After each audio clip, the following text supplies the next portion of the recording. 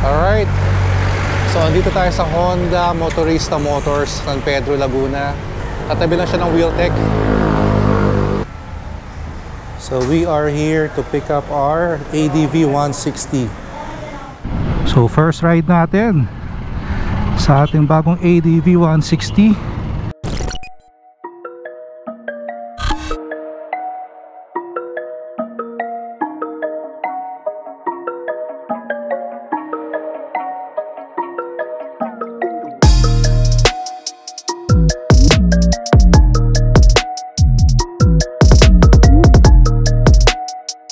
So first ride natin sa ating bagong ADV 160. Naninibago pa ako. Naiisip kong clutch tong kaliwa. Ayun yung idle off. Namamatay yung makina pag traffic if you're not moving. Okay naman tayo. Naka-flat foot naman natin, so walang problema. Naninibago lang ako kasi mataba rin pala yung footprint ito ng ADV. So para rin naka big bike in a sense sa sukat. So kailangan muna natin magpagas. Hanap tayo ng gasoline station. Nilagyan naman nila ng gas to, pero konting-konti lang yun for sure, kaya nagbi-blink na.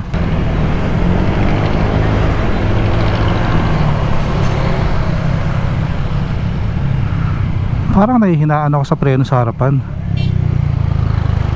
Ito guys yung sikat na manok ni San Pedro. Pero since mag-scooter gaming tayo, yun nga lang, ito yung kailangan nating tanggapin na kasama nito, yung mga traffic. Syempre, hindi na tayo pwede mag-expressway dito. Pansin ko lang parang mas malakas yung rear brake kaysa sa front. So, obserbahan pa natin.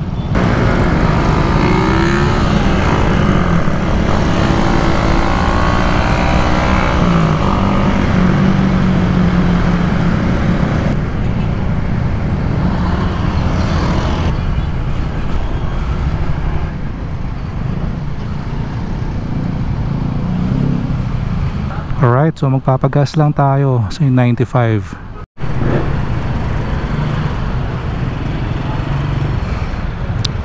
Natataas nga pala itong itong windshield nito, taas natin. Yan. Medyo madumi pa lang, panay alkabok. Pero papabike wash lang natin. Ganda ng matte black, no?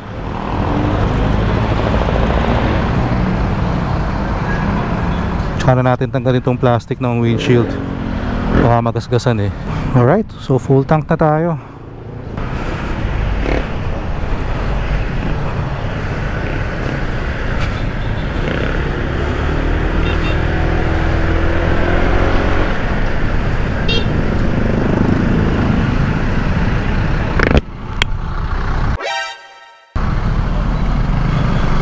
Nahihinaan talaga ako sa preno sa harapan, or nasanil ako sa Z9. Pero mas may kagat kasi yung rear brake kaysa sa harapan. By the way, first impression ride lang yung gagawin natin today. So hindi pa to yung actual review natin. Pero so far so good. Wala naman masyadong vibration. Yun yung inaabangan ko. And tama nga yung feedback ng nakakarami na very light handling. Sobrang nimble ng bike. So pansin ko pag sa scooter, pag mamimereno ka kailangan talaga dalawa. Sa big bike kasi parang lamang talaga yung front brake eh.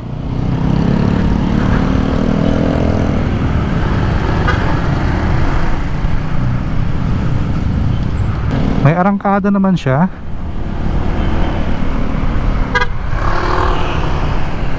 Hoy, ADV 160 rin yun. Hello sir.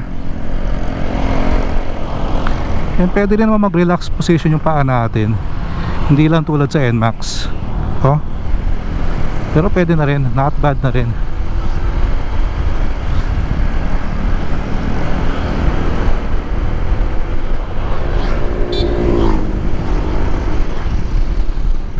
Aray. Na-testing ka agad natin dun yung shocks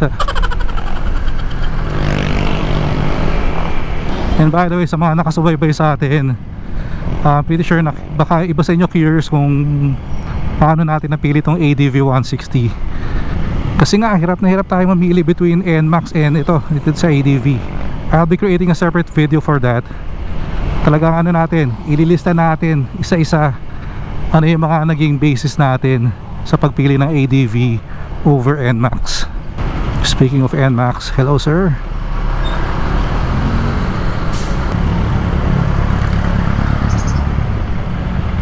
Grabe yung gitna, lubok-lubok pala.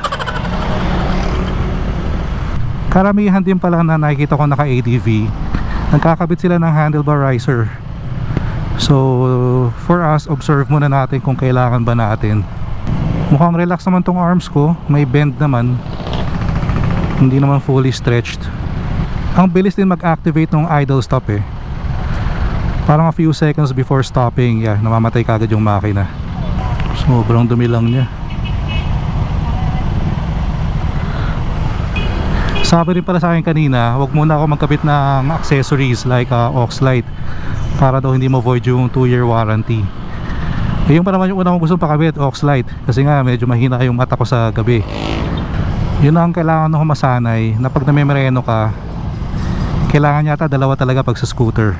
So again, first time ko naka-drive ng ADV 160. Even NMAX di ko rin na-try, so wala akong comparison. So it's either mahina yung front brake nito, itong sa right, or ganun talaga sa scooter, kailangan dalawa. Nasanay siguro tayo sa big bike na majority of the braking talagang sa ano, dun sa front brake, and medyo malakas. Parang konting-konting tapik mo lang, maramdam mo na yung ano eh, yung braking power. Dito parang hindi uubra, na kanan lang. Yun lang, pag scooter gaming ka, kailangan mapapasensya mo. Kasi halos didikitan ka na talaga ng mga kasama mong scooter din eh. Siguro nasanay lang ako, nasa rider, I give space eh.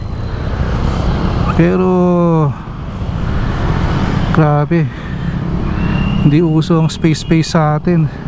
Pero mas na-appreciate ko na kagad na scooter yung dala ko eh. Siguro mas tahimik, tas yung ergonomics, yung posture mo talagang sobrang relax, upright. Minsan kasi yung sa malakas na exhaust nakakapagod rin eh. Pero of course, ano, Z9 pa rin ang ano natin, favorite natin. Pero baka magiging ano na lang natin yon, weekend bike. Kung mga may kailangan tayong puntahan na malapit-lapit lang naman, dito tayo kay ADV.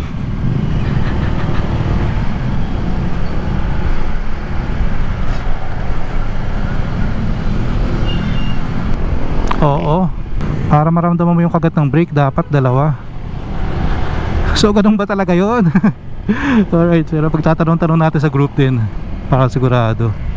Kasi pag yung right brake lang yung gagamitin ko or front, parang kulang sa ano eh, kulang sa kagat yung brake eh. Pero syempre pag sinamahan ko na nung ano, ng rear, okay na yan oh. So again, pasensya na, first time natin nagkaroon ng scooter or ng automatic na bike. Kaya although nakapag-test ride naman tayo before,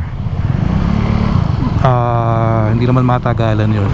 Yeah, pero I'm sure naman ilang gamit lang nito, gamay na natin to sa ADV for sure. Alright, yun na yung isang bagay na medyo ino-observe natin ngayon, yung hatak nya. And so far meron naman. So ano naman yung torque kung kinakailangan mo.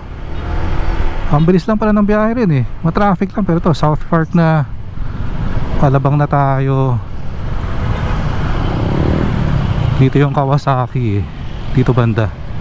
Yamaha, yun, Kawasaki. Alright, na-survive natin yung traffic na yun. Ito, dumidilim na. So makikita natin kahit pa paano siguro yung performance ng stock headlight ni ADV 160. So meron tayong iikutan dito eh.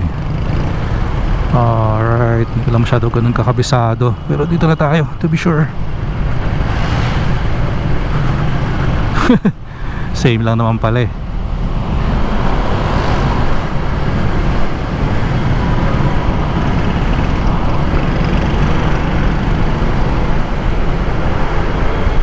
So okay naman, na-straight natin yung paa natin pa rin, like what I said kanina. So dito tayo sa loob, paalabang tayo.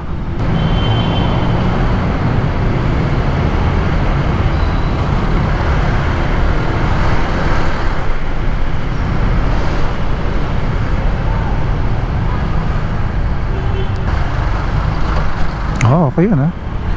Hindi masyadong masakit yung lubak na yun. May mga naka-add to cart na rin pala tayong accessories for the ADV.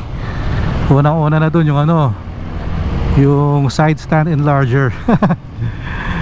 Takot na tayong malubog sa lupa eh. Pero kukunan ko rin siya nung center stand enlarger.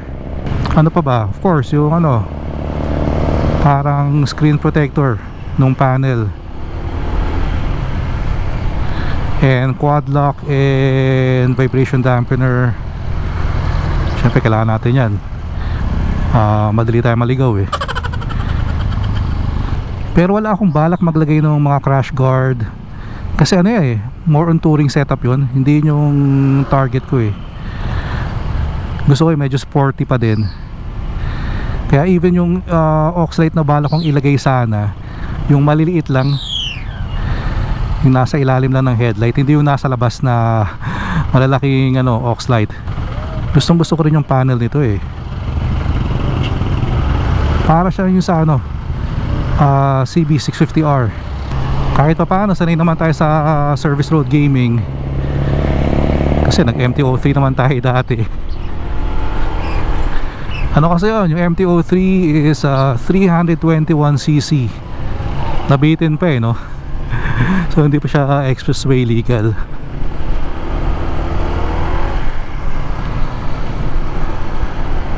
Nakakatuwa itong ano yung handling nito.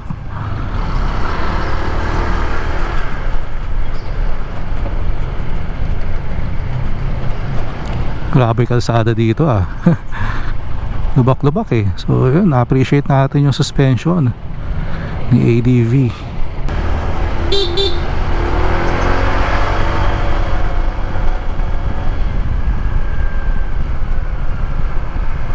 Alright, service road gaming. So braking is okay. Basta dalawa silang gagamitin mo. So pa-comment down below naman kung ganun ba talaga. Ay nako. Bumalik na naman tayo sa pagiging newbie rider.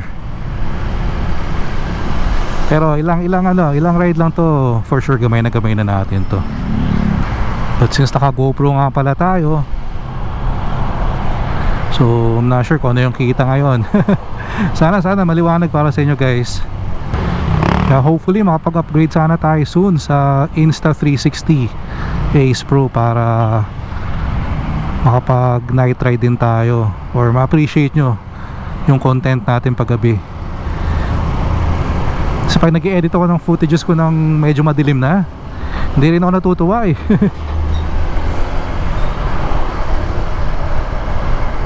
Ito madilim na, and so far medyo decent naman yung performance ng stock headlight. Ito yung high, ito yung low. Yeah. And so far medyo nakukuha ko na yung ano ko yung chill spot ko dito. Naka-stretch tong kanan. Ayan Tapos ito normal. So mukhang ito yung okay na position para sa akin. Yeah. Sobrang na-excite ako para sa channel natin. Because of course, meron tayong big bike content. Ando pa rin naman si Z9. But at the same time, may ADV 160 content na rin tayo. Hindi ko pa lang siya tansyado sa overtake. Syempre kung big bike ang dala mo, alam mo kahit anong sasakyan niya, kaya mo overtakean eh.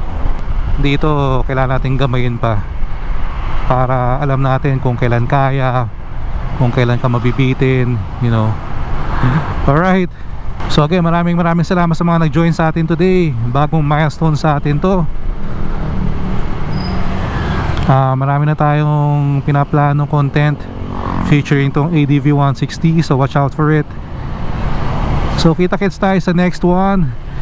Ingat kayo lahat palagi. Always ride safe. Peace out.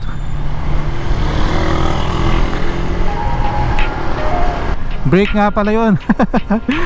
Wala tayong bomba. Ano lang, vroom vroom.